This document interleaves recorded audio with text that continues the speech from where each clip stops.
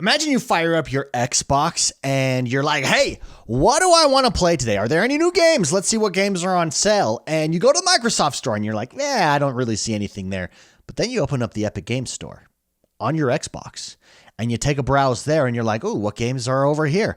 Then maybe you open up Steam on your Xbox and you say, oh my goodness, what games are here? Let's check this out. What games are on sale this week? And you're able to browse multiple storefronts on your Xbox. Imagine that. Well, Phil Spencer is imagining it. And in the Polygon interview that we talked about yesterday, this interview has a lot of gems in it. We learn more that Phil Spencer wants stores like Epic Games and others on Xbox consoles. Now, this you might be saying to yourself, well, wait a minute, that just makes the Xbox a PC. That's correct. I mean, consoles basically are PCs to begin with, just closed off PCs. They're basically, what's a good way to say it? They're optimized. They're just PCs optimized for gaming. That's it. Not the most optimized, not the biggest or the best. You know, big expensive PCs obviously have better hardware. That's why they're more expensive. But the bang for your buck is there on consoles.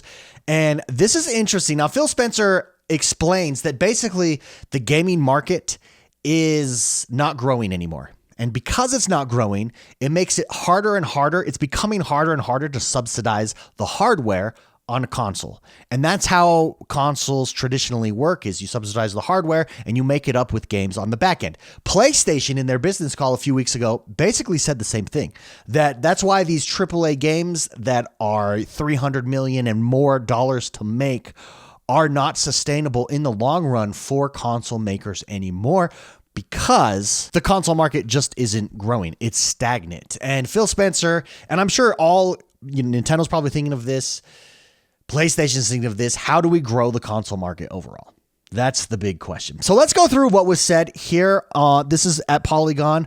Then I've got a couple questions that we can go over and we'll wrap it up. I would love to know what you guys think before we jump into this. Do you want more stores? Do you want to have access to more of these stores directly from your Xbox, like Epic Games, like Steam, like list any of your gaming stores that you can get on the PC. There's a plethora of them over there. Let's jump into this though. So Phil Spencer doesn't just want Xbox games on other consoles. He wants other video game retailers on Xbox too.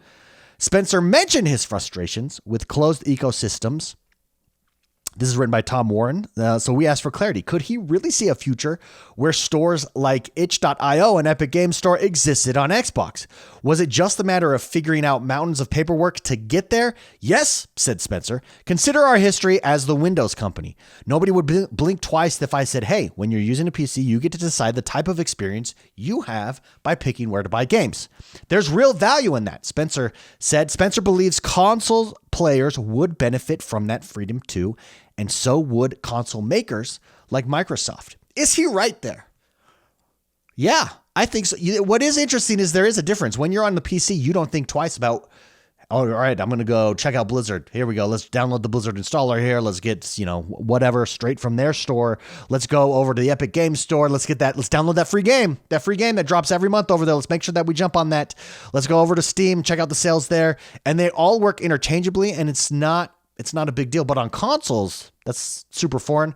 I do think it benefits us as gamers. I agree with him. I think that there's value in the freedom. I think it'll bring competition. I think it'll bring competition to pricing. It would, if it were to happen on games, and it would open up a whole new world here. I think the first person to do it on consoles wins in the long run, because I think it just takes so much time. It's like Game Pass. First in on a Game Pass subscription service also wins, and Xbox is well in the lead with that. Continuing on here, Spencer explained how in the past console makers would typically subsidize the cost of expensive hardware, knowing that a portion of every dollar spent on games for the platform over the years would eventually make it back to the console maker. Then in time, the console maker would recoup this subsidy and hopefully more. And this is where we get into why it no longer works. But Spencer said, Moore's Law has slowed down. The price of components of a console aren't coming down as fast as they have in previous generations. Worse, he explained, the console market isn't growing. With more gamers moving to PC and handheld options, which goes back to the video we did yesterday about Xbox exploring a handheld option, a portable option for gaming. That's why you can see that's why they're going. More people are opting for those ways of gaming than other ways.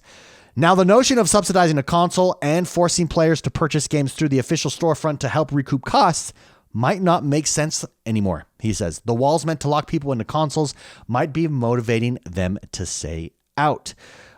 Spencer, let's get his quote here because I think this is important. Spencer, subsidizing hardware becomes more challenging in today's world, Spencer said. And I will say, and this may seem too altruistic, I don't know that it's growing the industry. So I think there are barriers. What are the barriers? He said. What are the things that create friction in today's world for creators and players? And how can we be part of opening up that model? I think Game Pass is one way. Going mobile is one way. Cross-platform play is another way. What they're doing with Sea of Thieves, what they're doing with Hi-Fi Rush, games like that going to PlayStation makes total sense. And you can see in their thinking here why they're making those decisions. I think it's the correct decision, everyone. I think it's the correct decision. You may disagree with me. Let me know in the comments below. Let's conclude here. Spencer's view. So basically, Spencer wants to open it up to multiple storefronts, is what he says. Let's conclude. This is Tom Warren over at Polygon. Spencer's view sounds reasonable on paper. The console market is flat. The PC market is growing in part because it gives players a choice in where they buy games. So if consoles want to bring players back, they'll need to be more like PCs. And that means bringing down the walled gardens that for decades have protected the financial model of game consoles. The financial model is changing. We're going through, guys, this epic shift in gaming, unlike anything we've ever seen. We're living through it. And some of you may like that. Some of you may not like that. I'm all here for it. I think it's exciting. I think the possibilities, I've said it before, I'm saying it again. We are at the dawn of the golden age of gaming, and I could not be more excited. Concluding here from Polygon, well done, Tom Warren. Go check out this article. Go follow him on Twitter. If Spencer wants to make that vision a reality, then it's reasonable that we could one day boot up our Xboxes and see the Epic Game Store, itch.io, and other shops waiting to sell us games and hopefully competing with one another to bring players the best possible deals. Absolutely love it. Sorry, it's not Tom Warren. Tom Warren tweeted this out. This is Chris Plant. Apologies. Tom Warren tweeted it out. Go follow Tom Warren anyways, but give Chris Plant a shout out at Plant over on Twitter. Give him a follow. Excellent title here. Very much enjoy it. And it brings up a few questions that I wrote down. First of all, again, would love to know what you guys think. Are you for this? I 100%. I see this only benefiting gamers. I'm going to be very interested to see, is Xbox able to do this? How are they able to do it? Or are they able to do it first, rather? Because I think the conversations are probably happening on all console makers and all console platforms. So how would the inclusion of third-party game stores, my first question here, like Epic's Game Store, change your gaming habits on Xbox? That's a good question. It's a good question because I wrote it. I think it could significantly enhance my gaming habits. I think that we'd have a broader selection of games. I think that you'd get exclusive games, different exclusive games. I think you'd get a lot of indie gems that might not be available right now over on Xbox or through the official Microsoft store. I mean, when you just go on Steam, what's offered on Steam in trending for the day, a lot of those games are not on consoles. That's just the reality. But if there was no difference and you could offer those on console and Steam was on console and publishers could come and say, I'm going through Steam. Oh, Steam is also on Xbox. Then I think we would get more variety. I think it would drastically change my gaming habits. I think I would jump on a lot of the sale games there. I think that it would affect pricing in a huge way, competition in pricing. I think we'd get better deals as gamers, ultimately. I think each of the storefronts would have to compete with each other, including the official Microsoft store. I think that's just the reality of that. So I think it would enhance my personal gaming and the way that I play, especially third-party games or third-party titles. I think it would enhance the way that I game overall, for sure, 100%, no doubt. Next question. Do you think other console makers will follow Xbox's lead in breaking down their walled gardens? So if Xbox leads and does do this first, I think they will. I think the dominoes fall. Here's the thing. PlayStation, we already know admitted as much in their business meeting that they had, a month ago? I keep saying a few weeks. It's probably over a month now at this point, where they said their model for console and expensive third-party or first-party titles, exclusives, is not that sustainable. And they're looking at ways to adjust going forward. That's me majorly paraphrasing it. But yeah, I think if Xbox successfully implements this strategy, if they go for this strategy and it's successful, of course everyone's going to follow. That's the name of the game. If PlayStation does it and they do it successfully, Xbox will follow as well. Whoever does it first successfully is the key.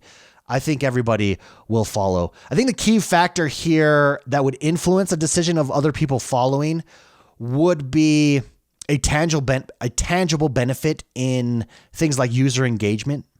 I think also seeing what developers are saying, whether or not developers like it, if it's easy for developers, if they're making more money, obviously that's huge. It's going to be a delicate balance because your hardware is something that you control. It's different than a PC. It's much more like an Apple computer. Apples are very, very controlled. That's why they're not the best gaming devices, but consoles are controlled for gaming. So it's this balance between maintaining control over your platform and also adapting to this new world where we can all play and have more freedom and choice. And I think Xbox has done a great job of it so far. I think this would be more of a move in that direction. Once again, I'm here for it, and I do think others would follow. If it was done successfully, obviously others would follow. But I think the writing's on the wall. It's only a matter of time before we're going to get more freedom and variety and choice in gaming on consoles and wherever we're playing than ever before. That's why I say we're at the dawn of the golden age of gaming. Subscription service alone opens you up to accessibility with just sheer numbers of games that you didn't have accessibility to before. So very excited for that. Last question that I wrote down here. What impact could this move have on game prices and the diversity of games available on consoles? I think we're going to get more games, obviously. I think that would be the effect right out the gate. I think on pricing, everybody's complaining about the $70 price point right now. I'm right there with you. I don't like that price point. I think this would force prices to go down. I think this could, let me rephrase this. I think this could potentially lower prices with not just overall top end prices, but then there'd also be things like more frequent sales. Steam has a lot of sales. Xbox would have to compete with that. They'd have them right there directly on your console. Epic Game Store would be competing with Steam and the Microsoft Store. And all these platforms would be competing with each other, no longer just on PC, but on the Xbox, on potentially PlayStation, on the Nintendo Switch potentially. And I think it would benefit overall in not us just getting a greater diversity of games, but price competition and lower prices for us all. I think that's going to be also, by the way, that's the effect. That's going to be the effect of a Game Pass. I think it's going to lower the prices for everybody. It basically makes the price jump, the price increase, null and void if you have Game Pass. That's where we're at with that. I would love to know what you guys think, though. Do you think this is a good move? Do you think this is a bad move? Do you like the direction, the signals being sent here by Phil Spencer and the Xbox team on this new direction? Do you not like it? Let me know why in the comments below. Personally, I really, really like it. I think this is the future. If I didn't like it, I wouldn't say I think we're at the dawn of the golden age of gaming. I wouldn't say that at all, but I do, and I say it a lot, and it's because I like this move. I think bringing more options to gamers is always a good thing. More options on where to buy your games and how to participate in your games and where to play your games and how to play your games is always a good thing. And it's always going to win out in the long run. May not win out in the short run, but in the long run, I believe it's going to win out. If you like this video, guys, hit that like button. Subscribe to this channel. My name is X1 the Gamer. We cover news like this on Xbox all the time right here on this channel. Like, subscribe, share with your friends, and we'll see you next time. Bye-bye.